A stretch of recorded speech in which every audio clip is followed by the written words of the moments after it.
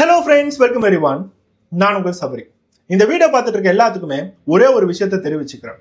April 10 2025 வருடம் Kerala state Thrissur டிஸ்ட்ரிக்ட்ல நடந்த ஒரு கிரைம் இன்னைக்கு இந்தியா முழுக்க பேசப்படுது. அதுக்கான காரணம் என்னன்னா, நம்ம வீட்டு குழந்தைங்க எல்லாமே இந்த கண்ட்ரியில, இந்த நாட்டுல பாதுகாப்பா தான் இருக்காங்களா அப்படிங்கிறதுக்கு ஒரு பெஸ்டான எக்ஸாம்பிள் திருப்பியும் முதல் டைம் இல்ல, திருப்பி நம்ம நாட்டுல நடந்துகிட்டு தான் இருக்கு. ஒரு 30 வருஷத்துக்கு முன்னாடி நம்ம வீட்டுல இருக்கிற பெண் குழந்தைங்கலாம் பாத்தீங்கன்னா ஜாலியா வெளியே போய் ஃப்ரெண்ட்ஸோட விளையாண்டுட்டு இருப்பாங்க. அவங்களுக்குன்னு சொல்லிட்டு எந்த ரெஸ்ட்ரிக்ஷனுமே இருக்காது. அவங்க வயசுக்கு வர வரைக்கும் அவங்க ஒரு குழந்தையா தான் இருப்பாங்க. ஒரு வயசுக்கு வந்ததுக்கு அப்புறம், அதாவது அவங்க பியூபர்ட்டி அட்டைன் பண்ணதுக்கு அப்புறம் தான் வீட்டுக்குள்ளார நம்ம பாதுகாப்பா வைக்கணும் அப்படின்னு சொல்லிட்டு அந்த பொண்ணை பாதுகாப்பா அப்படியே பார்த்துக்கிட்டு வருவாங்க. ஏன்னா வெளியில நிறைய கிரைம்ஸ் நடக்குது இல்ல. குழந்தையா இருக்கும் போது அந்த பெண் மேல யாரும் கை வைக்க மாட்டாங்க. ஆனா அவங்க ஒரு பருவ நிலைமைக்கு வந்ததுக்கு அப்புறம் அவங்கள பாதுகாக்கணும்னு சொல்லிட்டு நம்மளோட அப்பா அம்மாவுக்கு அப்படியே மைண்ட் செட் ஆயிடுச்சு. ஆனா கொஞ்ச வருடங்களுக்கு முன்னாடி இருந்து ஒரு பெண் குழந்தை பிறந்தாலே அது குழந்தையா இருக்கும் போதே வெளியே நம்ம அனுப்பிச்சு விடவே முடியாது அப்படிங்கிற காலகட்டத்துக்கு எப்பயோ நம்ம வந்துட்டோம். அந்த பெண் குழந்தை பிறந்துட்டாவே நம்ம பாதுகாக்கணும் அப்படிங்கிற எவ்வளவோ கிரைம்ஸை நம்ம பார்த்துக்கிட்டு தான் வரோம். இனிமேட்டு அவங்க பியூபர்ட்டி அட்டன் பண்ணணும், அட்டன் பண்ணதுக்கு அப்புறம் தான் வீட்டுக்குள்ளார வச்சிருக்கணும், பாதுகாப்பா எல்லா இடத்துக்கும் கூட்டிட்டு போகணும், கிரைம் நடக்காம பார்க்கணும், இந்த மாதிரி யோசிக்கிறதெல்லாம் முடிஞ்சிடுச்சு. பெண் குழந்தை பிறந்துச்சா நம்ம பாதுகாப்பா தான் இருக்கணும், அந்த குழந்தைக்கு எல்லா விஷயங்களும் சொல்லி நடத்தணும். ஆனா இப்போ கடைசி ஒரு 2 வருடங்களா பேச்சுகள்லாம் மாறிடுச்சு. பெண் குழந்தை இல்ல, எந்த குழந்தையா இருந்தாலும் வீட்டை விட்டு வெளியே அனுப்பிச்சுடுறதுக்கு நாம கொஞ்சம் யோசிக்கணும் அப்படிங்கிற காலகட்டத்துல தான் இருக்கும். ஏன்னா பெண் குழந்தைங்களுக்கு மட்டும் இல்ல, ஆண் குழந்தைங்களுக்கும் தினம் நிறைய செக்ஷுவல் டார்ச்சர் அண்ட் கிரைம்ஸ் நடந்துகிட்டு தான் இருக்கு. அந்த மாதிரி ஒரு கிரைம் தான் ஏப்ரல் 10 கேரளா திருச்சூர் டிஸ்ட்ரிக்ட்ல ஒரு பொறுக்கி, அவனை எப்படி சொல்றதுனே தெரியல, அந்த மாதிரி ஒரு மிருகத்தால ஒரு 6 வயசு பையன் இறந்து போயிருக்கான். அப்படி அந்த 6 வயசு பையனுக்கு என்னதான் நடந்துச்சு? ஜோஜோ அப்படிங்கிற ஒரு மிருகம், அவன்லாம் மனுஷங்கிற கேட்டகரியிலே வரமாட்டான், அவன் என்ன பண்ணியிருக்கான் அப்படிங்கிறத நம்ம தெளிவா பார்ப்போம். வாங்க சம்பவத்துக்குள்ளார போய் பார்ப்போம். ஏப்ரல் 10 2025 வருடம் கேரளா திருச்சூர் டிஸ்ட்ரிக்ட்ல மாலாங்கிற ஒரு தாலுக்கா, அந்த தாலுக்கால குளூர் அப்படிங்கிற ஒரு ஏரியா, அந்த ஏரியால தான் நம்ம சொல்லக்கூடிய அந்த 6 வயசு பையன் அவங்க அப்பா அம்மாவோட ரொம்ப ஜாலியா வாழ்ந்துட்டு இருக்கான். 6 வயசு பையனோட வாழ்க்கை எப்படி இருக்கும்னு சொல்லி கொஞ்சம் யோசிச்சு பாருங்க. 1வது படிச்சுட்டு இருக்க ஒரு பையன் தினமும் ஸ்கூல் முடிச்சுட்டு வந்ததுக்கு அப்புறம் என் ஃப்ரெண்ட்ஸ் கூட நான் ஜாலியா விளையாடணும்னு சொல்லிட்டு அவங்க அம்மா கிட்ட சொல்லிட்டு தினம் சாயந்தரம் ஒரு 5 மணி 6 மணிக்கு வெளியே விளையாடுறதுக்கு போவான். அது ரொம்ப போஷான ஏரியா, எங்க பார்த்தாலும் சிசிடிவி கேமரா இருக்கும், அபார்ட்மெண்ட்ஸா இருக்கும், பெரிய வீடா இருக்கும், ஸ்டாண்டர்டான மக்கள் வாழக்கூடிய ஒரு இடம். அதனால அவங்க அப்பா அம்மாவுக்கும் பெருசா எதுவும் கவலையெல்லாம் இல்லை. நம்மளோட பையன் ரொம்ப சேஃபா தான் இருப்பான், வெளியே போய் விளையாட்டோம், எல்லா குழந்தைங்களும் விளையாடுறாங்க இல்ல, நம்மளோட பையனுக்கு மட்டும் என்ன ஆயிர போகுது அப்படிங்கிற ஒரு திங்கிங்ல அந்த அம்மா தினம் சாயந்தரம் ஒரு 5 மணி 6 மணி பக்கம் பையனை வெளியே அமுச்சு விட்டுருக்காங்க, போய் விளையாண்டுட்டு வாடான்னு சொல்லிட்டு. எப்பயுமே 5 மணி 6 மணிக்கு வெளியே போற பையன் 7 மணிக்குள்ளார வீட்டுக்கு வந்துருவான். ஆனா அந்த ஏப்ரல் 10 அந்த அம்மா அந்த பையனை அமுச்சு விடும் போது, என்னோட பையனை உயிரோட பாக்குறது இதுதான் கடைசி தருணம்னு சொல்லிட்டு பாவம் அவங்களுக்கு தெரியல. போன பையன் திருப்பி வீட்டுக்கு வரவே இல்லை.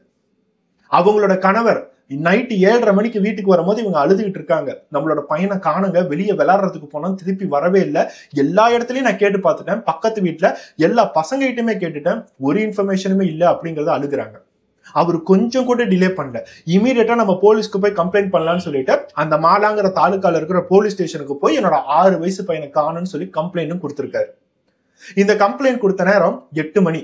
6 மணிக்கு வெளியே போன பையன் 8 மணிக்கு வீட்டுக்கு வரலன்னு சொல்லிட்டு அப்பவே அவங்க கம்ப்ளைண்ட் கொடுத்துட்டாங்க. எவ்வளவு சீக்கிரமா கண்டுபிடிக்க முடியுமோ அவ்வளவு சீக்கிரமா கண்டுபிடிக்கணும். அந்த ஏரியா மக்கள் எல்லாருமே போலீஸ்க்கு ஹெல்ப் பண்ண ஆரம்பிக்கிறாங்க. பக்கத்து வீட்டுக்காரரு, எதிர்த்த வீட்டுக்காரரு எல்லாருமே சேர்ந்து இந்த பையன் எங்க இருக்கான், எங்க போனான், ஏதாச்சும் தவறு ஏதாவது மயங்கி விழுந்துட்டானா, இல்ல ஏதாவது ஆக்சிடென்ட் ஆயிடுச்சா, இந்த மாதிரி ஏகப்பட்ட பேச்சுகள். அந்த அப்பா அம்மாவுக்கு அப்படி ஒரு பயம். இந்த எல்லா பேச்சுங்களும் அவங்க காதல விழுவும் போது நம்மளோட பையன் உயிரோட தான் கிடைப்பானா அப்படின்னு யோசிக்கிற ஒரு தருணத்தை நீங்க யோசிச்சு பாருங்க. உங்க பையன் இந்த மாதிரி தொலைஞ்சு போனா உங்களோட மனசு எந்த லெவலுக்கு பதறும்.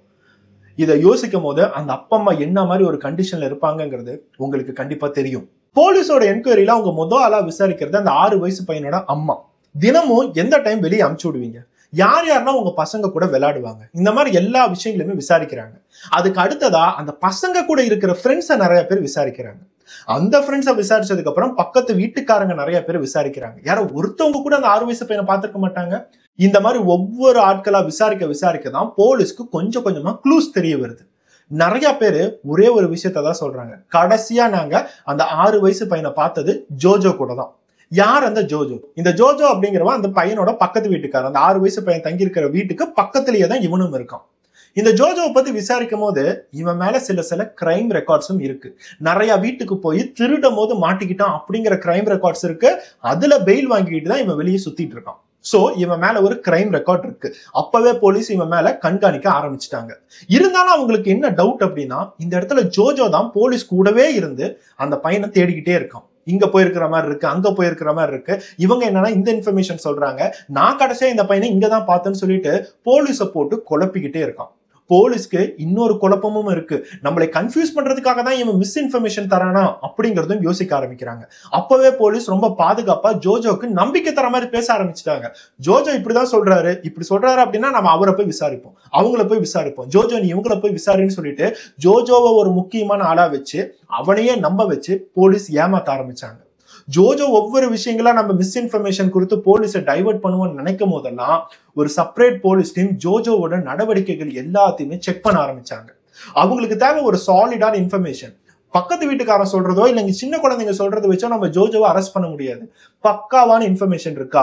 இந்த தெருவு ஃபுல்லா சிசிடிவி கேமரா இருக்கு. ஒவ்வொரு சிசிடிவி கேமராவையும் செக் பண்ண ஆரம்பிக்கிறாங்க. சாயந்தரம் 6 மணில இருந்து 7 மணிக்குள்ளார என்னால ஆக்டிவிட்டிஸ் நடந்துச்சு அப்படிங்கறத பார்க்கும் போதுதான் ஒரு சிசிடிவி காட்சிகள்ல ஜோஜோ அந்த 6 வயசு பையனை கையில வச்சு தூக்கிட்டு போறான் அப்படிங்கிறது தெரிய வருது. சோ இப்ப போலீஸ் இருக்கிறது ஒரு சாலிடான இன்ஃபர்மேஷன். ஜோஜோவை இமீடியட்டா அரெஸ்ட் பண்றாங்க. அந்த ஜோஜோவுக்கே புரியல எந்த இடத்துல என்ன தப்பு நடந்துச்சு, எதுக்காக என்ன அரெஸ்ட் பண்றீங்க, நான் எதுவுமே பண்ணலன்னு சொல்லிக்கிட்டே இருக்கான். ஆனா அந்த இடத்துல அவங்க சிசிடிவி காட்சிகளை காட்டும் போது இவனுக்கு என்ன சொல்றதுன்னே தெரியல. ஆமா சார், நான் அவனை தூக்கிட்டு போனா, அதுக்கப்புறம் அவனை விட்டுட்டேனே, நாங்க பாட்டுக்கு விளையாடுறதுக்கு தான் சார் போனோம், அவனுக்கு நான் சாம்பெக்கா கொடுக்கறதுக்காக போனேன் அப்படிங்கறத சொல்றான். சாம்பெக்கா அப்படிங்கிறது மலையாளத்துல ஒரு ஃப்ரூட்டோட நேம், அதாவது ஒரு பழத்தோட நேம். அதை நான் உனக்கு பறிச்சு தரேன்னு சொல்லிதான் அந்த பையனை தூக்கிட்டு போயிருக்கான். அதுக்கப்புறம் என்னடா பண்ண அப்படின்னு கேட்கும் போது நாங்க 2 பேரும் சாப்பிட்டோம், அதுக்கப்புறம் அவன் பாட்டுக்கு போய் விளையாண்டிட்டு இருந்தா, நிறைய பேர் கேளுங்க இவங்களை கேளுங்க அவங்களை கேளுங்கன்னு சொல்லிட்டு நிறைய கதை தான் சொல்றானே தவிர அதுக்கப்புறம் அந்த பையனை யாருமே பார்த்தது இல்லை. போலீஸ்க்கு ஒரு விஷயம் கிளியர் ஆயிடுச்சு, இவன் தான் கடைசியா அந்த பையனை தூக்கிட்டு போயிருக்கான், இவன் தான் கிரைம்ல இன்வால்வ் ஆயிருக்கணும். சோ இப்போ அவன்கிட்ட போலீஸோட ஸ்டைல்ல விசாரிக்கும் போதுதான் அவன் சொல்ற ஒவ்வொரு உண்மைகளும் போலீஸ்க்கே பயங்கரமா இருக்கு. 6 வயசு பையன்டாவன், 6 வயசு பையனை இந்த மாதிரி பண்ணிருக்க. இந்த நியூஸ் கொஞ்சம் கொஞ்சமா இந்தியா முழுக்க ஸ்ப்ரெட் ஆனதுக்கு காரணமே இது ஒரு செக்ஷுவல் அசால்ட் அப்படிங்கறத ஆரம்பத்துல யாருமே யோசிக்கல. ஒரு பையன் 6 வயசு பையன், அவனை போய் என்னடா செய்ய முடியும், அவன் மேல யாருக்கிட்ட இன்ட்ரெஸ்ட் இருக்க போகுது, பசங்களாம் ரொம்ப சேஃபா தான் இருக்காங்கன்னு சொல்லக்கூடிய நம்மளோட கூட்டத்துல பசங்களும் அன்சேஃபா தான் இருக்காங்க, பசங்களுக்கும் இந்த மாதிரி செக்ஷுவல் கிரைம் நடந்துகிட்டு தான் இருக்குங்கிறதுக்கு இதுதான் ஒரு சீரியஸான எக்ஸாம்பிள். போலீஸோட என்கொயரியில ஜோஜோ கிட்ட முதல் கேள்வியா இப்ப அந்த பையன் எங்க இருக்கான், அவனை என்ன பண்ண அப்படிங்கறத கேக்குறாங்க. போலீஸோட விசாரணையில ஆரம்பத்துல அவன் என்னதான் ஏமாத்திட்டு இருந்தாலும் கடைசியா அவனால தாக்கு பிடிக்க முடியல. அவன் சொன்ன முதல் உண்மை, அந்த பையனை நான் கொன்னுட்டேன் அப்படிங்கிற ஒரு ஷாக்கிங்கான விஷயத்த சொல்றான். இதை சொன்னோன்னா அங்க இருக்கிற போலீஸ்க்கு எல்லாத்துக்குமே ஒரு பெரிய பதற்றம். அப்பனா நம்ம உயிரோட அவனை கண்டுபிடிக்க முடியாது. அந்த டெட் பாடி எங்க இருக்கு அப்படின்னு கேட்கும் போது பக்கத்துல இருக்கிற ஒரு குளத்துல இருக்கு அப்படின்னு சொல்லியிருக்கான். இந்த வீட்டுல இருந்து ஒரு 150 மீட்டர் தள்ளி ஒரு குளம் இருக்கு. அந்த குளத்துக்கு பேசிக்கா யாரும் போக மாட்டாங்க, ஏன்னா ஃபுல்லா சேரா இருக்கும். அந்த இடத்துக்குள்ளார உள்ளார நுழைஞ்சாவே ஒரு புதக்குழி மாதிரி அதை அப்படியே இழுத்துக்கிட்டு போயிடும். அந்த சேத்துக்குள்ளார அந்த குளத்துக்குள்ளார தான் அவனை போட்டு நான் கொன்னுட்டேன் அப்படிங்கிற ஒரு ஷாக்கிங்கான விஷயத்த சொல்றான். உடனே அந்த இடத்துக்கு ஒரு பொக்லைன் வச்சு அந்த டெட் பாடி எல்லாத்தையும் தேட ஆரம்பிக்கிறாங்க. நிறைய பேர் அந்த குளத்துக்குள்ளார குதிச்சு டெட் பாடி உண்மையாலுமே இருக்கா அப்படிங்கிறத பார்க்க ஆரம்பிக்கிறாங்க.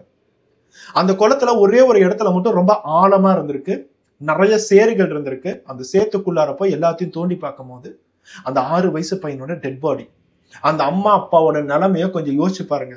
வெளியே விளையாடுறதுக்குன்னு போனவன், எந்த தப்புமே செய்யாதவன், கடைசியா பிணமா அவங்க கண்ணால பார்க்கும் போது அந்த இடத்துல கத்தி கதறி அழுகுறாங்க. அந்த டெட் பாடியை போஸ்ட்மார்ட்டம் ரிப்போர்ட்டுக்கு அனுப்பிச்சு விடுறாங்க. உண்மையானுமே அந்த பையன் எதனால இறந்தாங்கிறது. போஸ்ட்மார்ட்டம் ரிப்போர்ட் அடுத்த 2 டேஸ்ல அந்த பையன் மூச்சு திணறி தான் இறந்திருக்கான். உள்ளுக்குள்ளார சேரு, அந்த மண்ணு எல்லாமே உள்ளார போயிருக்கு. அதனால அவனை அந்த குளத்துக்குள்ளார தள்ளுற வரைக்கும் அந்த பையன் உயிரோட தான் இருந்திருக்கான் அப்படிங்கிறது தெரிய வருது. இது எல்லாம் கேட்டதுக்கு அப்புறம் போலீஸ் விசாரணையோட ஸ்டைலே மாறி போச்சு. ஏன்னா அவன் குற்றவாளிங்கிறது தெரிஞ்சிருச்சு. இதுக்கு முன்னாடி அவன் மேல கிரைம் ரெக்கார்ட்ஸ் இருக்குங்கிறது கண்டுபிடிச்சிருக்காங்க. எந்த வக்கீல் இவனுக்கு பெயில் வாங்கி கொடுத்தான் அப்படிங்கிறது யாருக்கும் தெரியல. இந்த மாதிரி கிரைம்ஸ் எல்லாம் நடக்கும் போது இதுக்கு முன்னாடி அவன் பெயில் வாங்கினான்ல, அந்த பெயில் வாங்கி கொடுத்த வக்கீல் யாரு அப்படிங்கறத நம்ம முக்கியமா பார்க்கணும். அந்த மாதிரி வக்கீல்கள் எல்லாமே காசை வாங்கிக்கிட்டு இவன் தப்பு செஞ்சாலும் பரவாயில்ல, தப்பு செய்யாட்டியும் பரவாயில்ல பெயில வாங்கி கொடுக்கறதுனாலதான் இந்த மாதிரி கிரைம்ஸ் எல்லாம் நடக்குது. என்னைக்காச்சும் ஒரு நாள் அந்த வக்கீலுக்கும் ஒரு பொண்ணு இருக்கும்ல, அந்த பொண்ணுக்கும் ஏதாச்சும் ஒண்ணு நடக்கும்ல, அப்போ இந்த வக்கீலுக்கு செய்ய தோணுமா பெயில் வாங்கி தரணும்னு சொல்லிட்டு? ஒவ்வொருத்தவங்களும் காசு வாங்கிட்டு இந்த சட்டத்துல இருக்கிற ஜட்ஜ் ஆகட்டும், வக்கீல் ஆகட்டும், போலீஸ் ஆகட்டும் காசு வாங்கிக்கிட்டு ஒவ்வொரு விஷயங்களும் செய்யும் போது கொஞ்சமாவது மனசாட்சியோட யோசிச்சு பார்க்கணும். எல்லா வேலைகளுமே என்ன வேணாலும் தப்பு நடக்கலாம். அந்த தப்புனால பெருசா எந்த விஷயங்களும் நடந்துடாது. ஆனா போலீஸ் ஆகட்டும், வக்கீல் ஆகட்டும், ஜட்ஜ் ஆகட்டும், டாக்டர் ஆகட்டும், இவங்க மாதிரி வேலைகளை மட்டும் தப்புங்கிறது ஒண்ணு நடந்துச்சுன்னா அதோட இம்பாக்ட் எவ்வளவு பெரிய பாதிப்பா இருக்குங்கிறத நம்ம ஒவ்வொரு நாளுமே நியூஸ்ல பாத்துக்கிட்டு தான் வரும். அந்த பெயில் வாங்கிட்டு அவன் வெளியே ஜாலியா சுத்தும் போது அந்த 6 வயசு பையன் தினம் தினம் வெளியே விளையாட வரும் போது அவங்க கிட்ட பழக ஆரம்பிச்சிருக்கான். ஒவ்வொரு பசங்க கிட்டயுமே அவன் ஃப்ரெண்ட்லியா தான் இருந்திருக்கான். எல்லா பசங்களுக்கும் ஜோஜோ மாமா யாரு அப்படிங்கிறது நல்லாவே தெரியுது. அவனோட கண்ணு ஃபுல்லா இந்த 6 வயசு பையன் மேலதான் இருந்திருக்கு. கேவலமான ஒரு ஆசை. அவன் ஒரு கே அப்படிங்கறத போலீஸ் கன்ஃபார்ம் பண்ணல. ஏன்னா அவன் சொல்ற விஷயங்களும் அவனோட வாழ்க்கை முறையும் வெவ்வேறு மாதிரி இருக்கு. அவன் மெயினா எதுக்காக அந்த குழந்தைய தூக்கிட்டு போயிருக்கான் அப்படின்னா, அந்த குழந்தை கூட பாலியல் உறவு வைக்கிறதுக்காக தூக்கிட்டு போயிருக்கான். கரெக்டா சொல்ல போனா அந்த 6 வயசு பையனை ரேப் பண்றதுக்காக தான் அவன் தூக்கிட்டே போயிருக்கான். அந்த பையன் கிட்ட சாம்பக்கா தரேன் வா எப்படின்னு சொல்லிட்டு கூட்டிட்டு போய் கடைசியா மறைமுகமான ஒரு இடத்துல அந்த பையனை ரேப் பண்ணலாங்கிறது தான் இவனோட டார்கெட். நம்ம என்ன பண்ணாலும் இந்த 6 வயசு பையனுக்கு ஒண்ணுமே புரியாது, வெளியே எதுவுமே சொல்ல மாட்டான் அப்படிங்கறத நினைச்சுதான் அவன் கூட்டிக்கிட்டே போயிருக்கான். ஒரு பையன்னு சொல்லும் போது எல்லாத்துக்குமே ஒரு டவுட் வரும், இந்த ஜோஜோ அப்படிங்கிற என்ன ஒரு கேவா அப்படின்னு சொல்லிட்டு. இல்ல, நிறைய பேத்துக்கு இந்த மாதிரி ஒரு கேவலமா ஒரு மிருகத்தனமான ஆசை இருந்துகிட்டு தான் இருக்கு. அவங்க கல்யாணம் பண்றது ஒரு பொண்ணாதான் இருக்கு, அவங்க ஆசைப்படுறது ஒரு பொண்ணாதான் இருக்கு. அவங்க கரெக்டா நார்மலா தான் இருக்காங்க அப்படின்னு நினைக்கும் போது அவங்களுக்கு இந்த மாதிரி ஒரு சைக்கோபாத், அந்த குழந்தைகிட்ட ஒரு செக்ஷுவல் ரிலேஷன்ஷிப் வைக்கணும் அப்படின்னு நினைக்கிறவனுக்கு பேரு சைக்கோபாத்னு தானே சொல்ல முடியும். மெடிக்கல் டேர்ம்ஸ்ல இதுக்கு வேற ஒரு பேரும் சொல்றாங்க. ஆனா அந்த பேரை நான் இங்க சொல்ல விரும்பல. ஏன்னா இவங்கெல்லாம் ஒரு சைக்கோபாத் கேட்டகரியில தான் வருவாங்க. அந்த ஒரு குழந்தைகிட்ட இருந்து ஒரு செக்ஷுவல் பிளஷரை எதிர்பார்க்கறாங்க அப்படின்னா எவ்வளவு பெரிய ஒரு மிருகத்தனமா இருக்கும் அப்படிங்கறத கொஞ்சம் யோசிச்சு பாருங்க. இந்த இடத்துல பெண் குழந்தை இல்ல, ஆண் குழந்தை. ஆண் குழந்தைக்கே இந்த மாதிரி ஒரு பிரச்சனை வந்திருக்கு. அப்பனா அந்த இடத்துல ஒரு பெண் குழந்தை இருந்தா எவ்வளவு ஒரு பாதுகாப்பா இருப்பாங்க. இந்த மாதிரி ஒரு கேட்டகரியான ஒரு மிருகத்தனமான மக்களுக்கு நடுவுல அந்த பெண் குழந்தையா இருந்திருந்தா எவ்வளவு பாதிக்கப்பட்டிருப்பாங்கிறத கொஞ்சம் யோசிச்சு பாருங்க. இந்த ஜோஜோ கூப்பிட்டதுக்கு அப்புறம் அந்த 6 வயசு பையனை இவனை நம்பி டோட்டலா சாம்பிக்கா சாப்பிட போலான்னு சொல்லிட்டு அவன் பாட்டுக்கு போயிட்டான். அந்த ஜோஜோ அந்த பையனை கூட்டிட்டு போற இடம் தான் அந்த குளத்துக்கு பக்கத்துல கூட்டிட்டு போயிருக்கான். கூட்டிட்டு போயிட்டு அந்த பையன் கிட்ட தப்பு பண்ண ஆரம்பிச்சிருக்கான். அந்த பையனை சில கேவலமா அருவருப்பான விஷயத்த செய்ய வைக்க யோசிச்சிருக்கான். அந்த பையன் ஆரம்பத்துல ரெசிஸ்ட் பண்ணிக்கிட்டே இருந்திருக்கான். என்னால செய்ய முடியாது என்னை விட்டுருங்கன்னு சொல்லிட்டு ரெசிஸ்ட் பண்ணிக்கிட்டே இருந்திருக்கான். கடைசியா அவன் இந்த மாதிரிலாம் செஞ்சீங்கன்னா நான் கண்டிப்பா என்னோட அம்மா கிட்ட போய் சொல்லிடுவேன் அப்படின்னு சொல்லும் போதுதான் ஜோஜோக்கு ஒரு விஷயம் நல்லா புரிஞ்சு போச்சு. இவனை நம்ம இப்ப ரேப் பண்ணலாம், ஆனா ரேப் பண்ணதுக்கு அப்புறம் இவனோட உயிரோட விட்டாலும் இவன் போய் இவங்க அம்மா கிட்ட சொல்லிடுவான். இப்ப நம்மள செய்யவும் விட மாட்டேங்கிறான். அந்த பையனை ரேப் பண்ற அட்டெம்ப்ட் டோட்டலா ஃபெயிலியர் ஆனதுக்கு அப்புறம், எதுவுமே இவனால செய்ய முடியாததுக்கு அப்புறம், இவனை உயிரோடு விட்டு அவங்க அம்மா கிட்ட சொல்லிடுவான்னு தெரிஞ்சதுக்கு அப்புறம் அந்த பையனை அப்படியே தூக்கி பக்கத்துல இருக்கிற குளத்தை தள்ளி விடுறான். அந்த பையனோட நிலைமை யோசிச்சு பாருங்க. எந்த தப்புமே செய்யல, ஃப்ரெண்ட்ஸ் கூட வெளியே விளையாடுறன்னு சொல்லிட்டு 6 மணிக்கு வந்த பையனுக்கு இந்த மாதிரி ஒரு சோகமான விஷயம். அந்த குளத்துல அந்த பையன் மூச்சு விட முடியாம திணறி, அவனுக்கு ஸ்விம்மிங்லாம் தெரியாது, நீச்சல்லாம் தெரியாது, இருந்தாலும் எப்படியோ மேல வந்துகிட்டே இருக்கான். அந்த இடத்துல ஆழம் கம்மியா இருக்கு, எப்படியாச்சும் நம்ம தப்பிக்கணுங்கிற ஒரு மோட்டிவ்ல அந்த குளத்தை விட்டு ஏறி வெளியே வரான். ஃபர்ஸ்ட் டைம் வெளியே வந்தோடனே உடனே அந்த பையனை தூக்கிட்டு அதே குளத்துல வேற ஒரு இடத்துல தூக்கி போடுறான். ஏன்னா குளம் எந்த இடத்துல ஆழமா இருக்கு அப்படிங்கிறது தெரியாது. அந்த பையன் திருப்பி உள்ளார கூட்டு தூக்கி போடுறாங்க, காப்பாத்துங்க அப்படின்னு கதறிக்கிட்டு திருப்பி அந்த இடத்த விட்டு தப்பிச்சு வரான். சோ அந்த பையன் குளத்துக்குள்ளார போட்டா தப்பிச்சு வெளியே வராங்கிறது இவனுக்கு நல்லா தெரியுது. அதுக்கு அடுத்ததா அந்த பையனை தூக்கிட்டு போய் அதே குளத்துல ஆழமான இடத்துல நிறைய சேர் இருக்கிற இடத்துல உள்ளார போட்டு அப்படியே ஒரு காலை வச்சு மூச்சு திணற அந்த இடத்துல கொண்டிருக்கான். அந்த பையன் அந்த சேத்துக்குள்ளார அப்படியே செத்து போய் உள்ளாரியே புதைஞ்சிருச்சு பாடி. நினைச்சு பாருங்க, அந்த 6 வயசு பையன் சாகணுங்கிற ஏதாச்சும் ஒரு அர்த்தம் இருக்கா? எதுக்காக அந்த 6 வயசு பையன் செத்தான்? ஆரம்பத்துல ஒரு 6 வயசு பொண்ணு இறந்து போகும்போது பொண்ணா பிறந்துதான் இவளோட தப்பா அப்படிங்கறத நம்ம பேசியிருக்கோம். ஒரு பொண்ணா பிறந்துட்டாவே இந்த மாதிரி விஷயங்கள்லாம் நடக்குமா அப்படிங்கறத நம்ம யோசிச்சிருக்கோம். இப்ப பையனுக்கும் அதேதான். அவன் பையனா பிறந்தது ஒரு தப்பா? 6 வயசுல வெளியே விளையாட போனது ஒரு தப்பா? இந்த மாதிரி கிரைம் பண்ற மிருகங்கள்லாம் என்ன பண்றது அப்படிங்கறத கொஞ்சம் சொல்லுங்க. இவன் ஒரு கே இல்ல, கே அப்படின்னா இவன் ஒரு பையனை மட்டும்தான் பார்ப்பான் அப்படிங்கிறது இல்ல. இவனுக்கும் ஒரு லவ்வர் இருப்பா, இவனும் பொண்ணுங்களை பார்ப்பான்.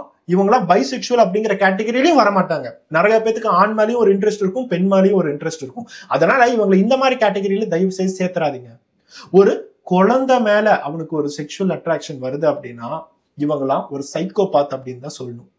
இவங்களாம் இந்த மாதிரி விஷயங்கள்லாம் பண்றதுக்கு முன்னாடியே போய் ஒரு டாக்டர்கிட்ட உட்காந்து எனக்கு ஏன் இந்த மாதிரி தோணுது அப்படிங்கறத கேட்டு, தயவு செய்து நீ யாராச்சும் நான் தப்பா சொல்றேன்னு நினைக்காதீங்க. இந்த மாதிரி உங்களுக்கு ஏதாச்சும் இன்ட்ரெஸ்ட் தோணுது, ஒரு குழந்தை மேல உங்களுக்கு இன்ட்ரெஸ்ட் தோணுது அப்படின்னா நீங்க கண்டிப்பா போய் ஒரு டாக்டரை மீட் பண்ணியே ஆகணும். இந்த வீடியோ பார்த்துட்டு இருக்க எல்லாருக்குமே இந்த ஜோஜோ அப்படிங்கிற ஒரு மிருகத்துக்கு என்ன மாதிரி தண்டனை கொடுத்தா அந்த 6 வயசு பையனோட ஆத்மா சாந்தி அடையும் அப்படிங்கிறத எனக்கு கமெண்ட் பண்ணுங்க. என்ன மாதிரி தண்டனை கொடுத்தா அடுத்தது ஒரு குழந்தை பாதிக்கப்படாது. இந்த இடத்துல நம்மளோட உலகத்துல பெண் அப்படிங்கிற ஒரு பெண்மணி மட்டும்தான் பாதிக்கப்பட்டு இருந்தாங்க. அதுக்கப்புறம் அவங்களோட வயசு எல்லாமே ஃப்ரேம் பண்ண ஆரம்பிச்சாங்க. இத்தனை வயசுக்கு வந்ததுக்கு அப்புறம் தான் பாதிப்பு வருதுன்னு சொல்ல ஆரம்பிச்சாங்க. அதுக்கப்புறம் ஒரு பெண் குழந்தை பிறந்தாவே பாதிப்பு வர ஆரம்பிச்சிருச்சு அப்படிங்கிறத சொல்ல ஆரம்பிச்சாங்க. இப்போ ஒரு பையன், அந்த பையன் ஒரு குழந்தையா இருக்கும் போதே பாதிக்கப்பட ஆரம்பிச்சுட்டாங்க. ஒவ்வொரு குழந்தைங்களுக்கும் இந்த மாதிரி பாதிப்புகள் வந்துகிட்டு தான் இருக்கு. நம்மளோட குழந்தைக்கு என்னதான் பேட் டச் குட் டச் இந்த மாதிரி சொல்லி தந்தாலும், அவங்களுக்கு என்னதான் அந்த மாதிரி விஷயங்கள் புரிய ஆரம்பிச்சாலும், கடைசியா அவங்க விக்டிம் ஆகிறதுக்கு முக்கியமான காரணம் என்னன்னா அவங்க ஒரு குழந்தைங்க தான். இந்த மாதிரி ஒரு பெரிய மிருகம் வந்து நம்மளை செய்யும் போது அவங்களுக்கு பாவம் அந்த இடத்துல தெரியாது. அந்த இடத்துல தப்பிச்சாங்கன்னா அவங்க நம்ம கிட்ட கண்டிப்பா சொல்லுவாங்க. ஆனா நிறைய பேர் அந்த இடத்துல பாவம் தப்பிக்கிறது இல்லை. எப்பயுமே நம்மளோட வீடியோவை ஒரு சோசியல் அவேர்னஸ்க்கு போடுவோம் அப்படிங்கறத நான் சொல்லியிருக்கேன். ஆனா இந்த இடத்துல இந்த வீடியோ நான் சோசியல் அவேர்னஸ் அப்படிங்கறதெல்லாம் சொல்ல முடியாது. ஓகே, நாட்டுல என்னென்ன மாதிரி விஷயங்கள்லாம் நடக்குது அப்படிங்கறத நீங்க தெரிஞ்சுக்குவீங்க. அதுக்காக நம்மளோட குழந்தைங்களை வீட்டுக்குள்ளாரே பூட்டி வைக்க முடியுமா? நாளைக்கு அவன் வெளியே போய் விளையாடணும்னு கேட்பான்ல, இல்லடா நீ விளையாடாத, வீட்டுக்குள்ளாரே டிவி பாரு, மொபைல் பாருன்னு சொல்லிட்டு இருக்க முடியுமா? இந்த மாதிரி கிரைம்ஸ் எல்லாமே நம்மளே அந்த மாதிரி ஒரு இடத்துக்கு தான் தள்ள ஆரம்பிக்குது. நீ வெளியே போய் விளையாடுறதுக்கு பாதுகாப்பா வீட்டுல மொபைலே வச்சு பாடுற தம்பி அப்படின்னு தான் சொல்ல நினைக்குது. இந்த மாதிரி கிரைம்ஸ்லாம் எப்பதான் முடியும் அப்படிங்கிறது யாருக்குமே தெரியாது. நம்மளோட சட்டம் என்ன பண்ணுது அப்படிங்கிறதும் யாருக்குமே புரியல. ஏன்னா கிரைம் பண்ணவனே இதுக்கு முன்னாடி ஒரு கிரைம் பண்ணிட்டு தான் இங்க வந்து பெயில் வாங்கிட்டு இருக்கான். அந்த பெயில் கொடுத்ததுக்கு அப்புறம் இப்ப 2வது கிரைம் வந்துருச்சு. அந்த பெயில் கொடுத்த ஜட்ஜ் ஆகட்டும், அந்த பெயில் கொடுத்த அட்வொகேட் ஆகட்டும், அவங்களுக்கும் பனிஷ் பண்ணா இந்த மாதிரி விஷயங்கள்லாம் நடக்காம இருக்குமா? ஏன்னா அவங்க தானே எதுவுமே இவன் பண்ணலன்னு சொல்லிட்டு பெயில் தந்திருக்காங்க. அவன் பாவம்னு சொல்லிட்டு வெளியே பெயில் தந்திருக்காங்கல்ல.